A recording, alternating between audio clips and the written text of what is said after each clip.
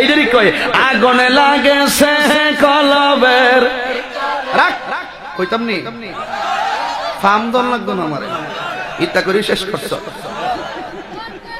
জিকিরটার editing কইরা তাহিরের মরার মাস দিছি সারা জীবন জান প্রাণ দাঁড়াইতেছি কোরআন সুন্নাহর বয়ান করতে করতে দুই একটা মাহফিল হারিয়া জিকির করছিলাম এটার ভিতরে এডিটিং কইরা এইটা হিডা লাগায়া বসে যান এরপরে আইজাল আলী এরপরে এইটা হিডা অসুবিধা নাই তাহিরি জিডা কইব এটা মার্কেট পাইবই এসলে তুই দাঁড়া দাঁড়া আস্তে প্লিজ নো বিয়াদবি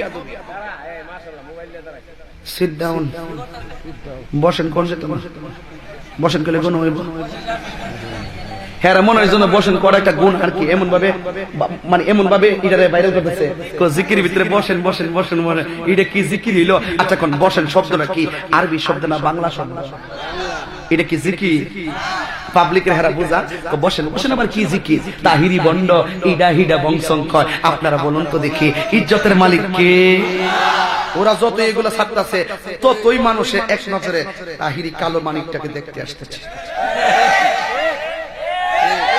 তারা ঘুমাই গেছে তারা ফুলাফান ঘুমাই গেছে গাছটা এই ফার্ম দেওয়ার লাগতো না তাহলে আওয়াজ করে আল্লাহু আকবার এখন আবার পেলাম sit down on ইডো market five দেখবে দেখলে সিট ডাউন আবার কি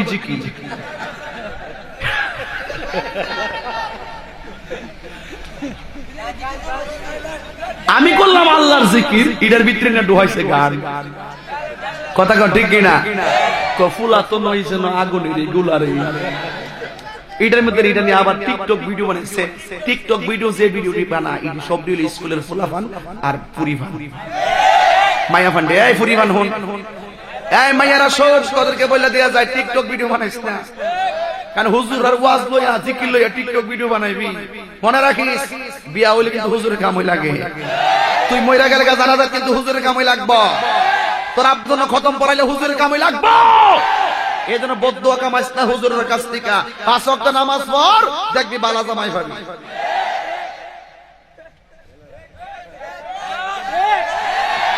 হাত তুলে বলো ঠিক কি না বলো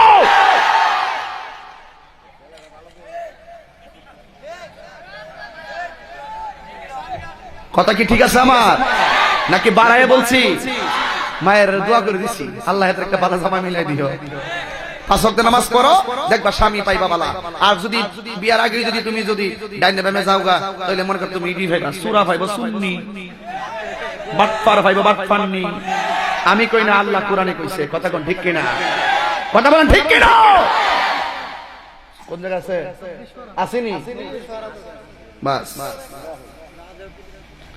জানাকার ভাইবা জানাকারিনি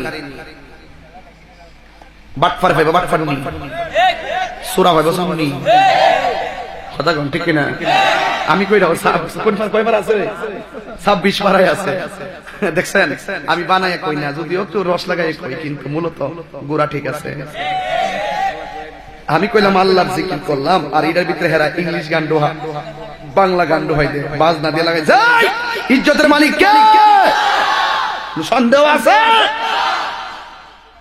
আর ইডালে মস্তানি করে কিছু আমার মত ট্রফিওয়ালারা মনে করছে একবার দেশটা শেষ হয়েছে আর এরা যে নাচতে নাচতে বাসের উপরটা জায়গায় এই খবর নেই আসেনি যাক সাইরা দিলাম আর কইলাম না রাতটা বেশি হয়ে গেছে তোরা দিছ তেমন টাইমে মাইকটা এইবারে শিবলি এমন কাম করছ ভাইদের সদা করে দিতে বেশি এটা সারা রাত আল্লাহ কবুল করুক বলেন আমিন বাজান বলতে চেয়েছিলাম গরি ফেলছেন না আজকে গরি টরি নেই আচ্ছা গরি চলতো না ঠিক কিনা বলেন জিকির চলবে কার বাস আমি যখন তেলাওয়াত করব সারা রাত থামদন লাগবে না আমার সারা রাত ফজরের নামাজ পড়ি তুই চলবে আমি যখন তেলাওয়াত করব আপনারা আল্লাহু আকবার কে আসতে হবে না জোরে হবে বলছিলাম সুবহানাল্লাহর বীজ থেকে তাল গাছ হয় না জাম গাছ হয় বাস শিখাই বলছে সুবহানাল্লাহর গাছ এই গাছটা এত বড় হয় সুলতানপুর মাঠ থেকে একবার সুবহানাল্লাহ বলবেন আল্লাহ পাক জান্নাতের ভিতরে একটা সুবহানাল্লাহর বীজ লাগাই দিব সাথে সাথে গাছ উঠে যাইব এই গাছের নিচে যদি একটা ঘোড়া যদি 100 বছর দৌড়ে গাছের ছায়া শেষ করতে পারবে না তাহলে এত বড় গাছের ছায়া যদি হয়, গাছের মধ্যে পাতা কত আছে? প্রত্যেকটা পাতার মধ্যে এক একটা ফেরেশতা বসবে। ওই ফেরেশতাগুলো শুধু বলবে, সুলতানপুর বান্দারা প্রেমের সাথে সুবহানাল্লাহ বলছে, তাদের নেক লেখা শুরু করবে এবং লাস্টে বলবে, আল্লাহ তুমি তাদেরকে মাফ করে দাও। শেষ পর্যন্ত আমার আল্লাহ তাদের গুনাহ মাফ করে দিবেন।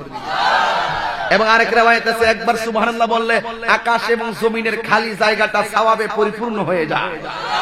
এখন বলবেন, হুজুর আপনার সুবহানাল্লাহর সওয়াব যদি আসমান এবং জমিন ভরাট হয়ে যায়, তাহলে দিনার ভাইয়ের সুবহানাল্লাহর সওয়াবের জায়গা আল্লাহ কই রাখছে?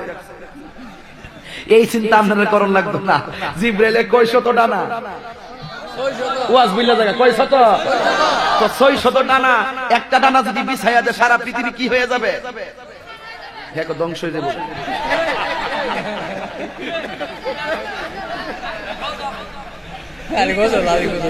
আমার তোরা দাওয়াত করস যে ব্রাহ্মণ চেপে কথা কইতে রস তো এর লাগে ফেলা মানে আমার লাগে এক করস। হ্যাঁ এমনি একবার হিদিন জিগাইতেছে বিড়ি খাওয়ার দোয়া কোনটা? জীবনে কত দোয়া করছি, বিড়ি খাওয়ার দোয়া তো জীবনও পাইছি না। পরে ক আল্লাহুম্মা বারিক লানা ফিমা বিরিটানা, এটা বললে বিড়ি খাওয়ার দোয়া, আত্মর মানে দোয়া। যাই হোক বাজান, একটু ডাইনা বামে গেছি আপনারা শরীরটা ঠিক করবার লাগে। বাজান কষ্ট হইছে আপনারা, আল্লাহ কবুল করবো না। আমিন। সুবহানাল্লাহর বীজ থেকে তাল গাছ হয় না, কি গাছ হয়? নারে তাকবীর, নারে রিসালাত। বাস রাত্র কি 2:30 বাজে না মাগরিবের আযান দিছে? ও তৈলে ওয়াজ করন যাইব।